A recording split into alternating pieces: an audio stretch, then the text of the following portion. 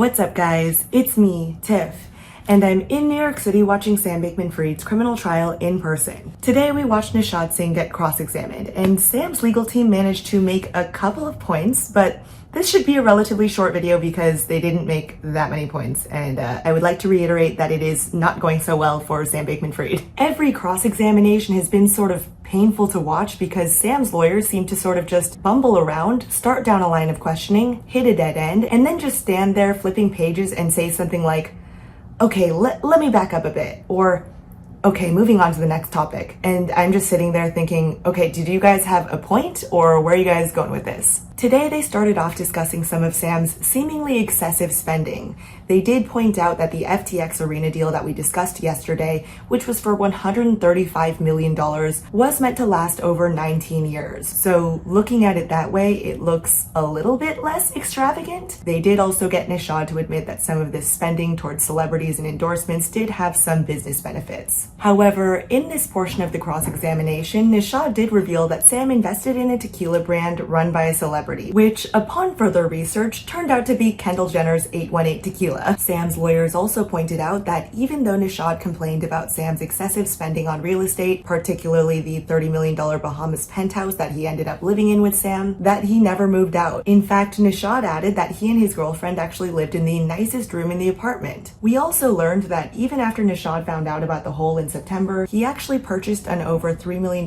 property called the Orcas Island property. So obviously, the intended effect of Sam's lawyers bringing this stuff up was to make Nishad look bad and to make it look like he too was partaking in this excessive spending. But Nishad actually owned up to this, stating that his spending was egregious, unnecessary, and selfish. He actually ended up forfeiting that property, stating that he was embarrassed and ashamed, and forfeiting seemed to be one of the ways to right the wrong, at least a little bit. So actually, I think Nishad just owning up to this and taking responsibility made him look a lot more honest. I actually think that the biggest win that Sam's lawyers had was when they referenced Nishad's meetings with prosecutors. Apparently, Nishad told prosecutors something along the lines of, I had a surprising amount of haziness in June and July of 2022. So I think this is one of the only times that Sam's lawyers were able to effectively cast a bit of doubt on Nishad's testimony, because if you watched my video yesterday, which I don't assume that everyone has, but I would recommend watching it if you're interested in this, Nishad gave a lot of detail and description in his testimony, even recounting little details about his conversations with Sam Bankman-Fried, like where they were sitting, Sam's facial expressions, etc. So I guess Nishad telling prosecutors that his memory was actually a little bit hazy might make a juror question, okay, then how accurate is everything else that you've told us? But in my eyes, Nishad is still a credible witness and honestly seems the least complicit out of the bunch, Sam, Caroline, Gary, and Nishad. He also seemed like he was the only one with a strong moral compass if his testimony is accurate, because he did apparently confront Sam multiple times about the hole, about the excessive spending, etc. We then got into Nishad's political donations. Nishad testified that the extent of his involvement in the political donations was essentially clicking a button sent to his email and approving transactions. However, Sam's lawyers pointed out that in some cases, Nishad had input on whether or not he actually wanted to make a donation. For example, they referenced a Signal chat in which Nishad stated that in general, he's averse to explicitly donating to woke stuff.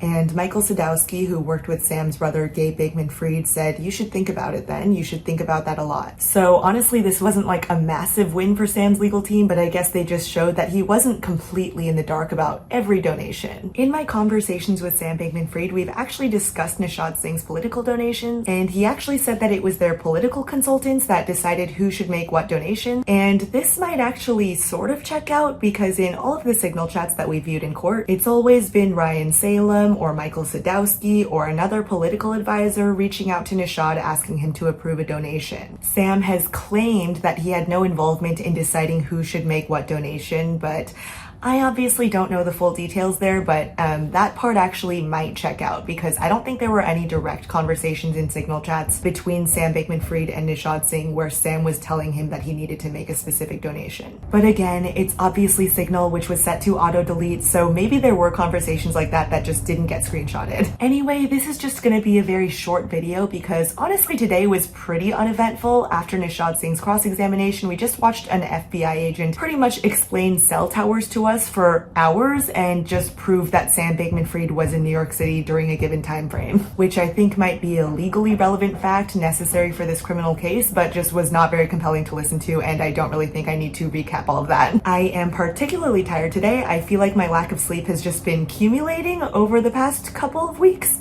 so I feel like I'm kind of going crazy and my sleep schedule is very fucked up, so I'm sorry if today's video kind of sucked. I tried my best, but it honestly was one of the less eventful days so far. Also, to anyone who complains about my drawers being open, I closed them, but they just opened themselves. I'll try to show you right now. Give me a sec.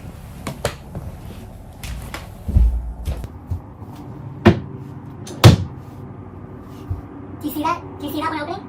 Oh. What the fuck? I'm telling you guys, it's not me. So anyway, with my newly opened drawers, which I literally just closed, I'll just remind you that I'm in New York City watching Sam Bankman-Fried's criminal trial in person. It won't be televised, so that's why I'm sharing updates here on YouTube, on Twitter, on Substack, etc. So if you'd like to follow me, feel free to. If not, it's fine. I've also been sharing some excerpts from my conversations with Sam Bankman-Fried over house arrest for my paid Twitter and my paid Substack subscribers. So if you're remotely interested in that, feel free to subscribe to me on Twitter or Substack, but also I'll continue to make these recap videos for all of you guys publicly on Twitter and Substack and all of my social medias. Okay, I'm gonna go take what little free time I have these days to go shower and eat. So I will talk to you all very, very soon, and I hope I get more than like 3 hours of sleep tonight.